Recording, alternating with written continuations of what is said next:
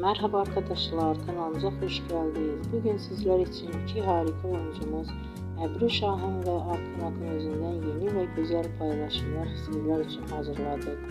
Onlar her çay dizinde rol almış ve herkes tarafından beğenilmiştir. Biz de sizler için onların güzel ve romantik karelerini hazırladık. Bu videoların devamlı gelmesini istiyorsanız kanalımıza abone olup yorum yazmayı unutmayın. Hələlik bizden bu kadar.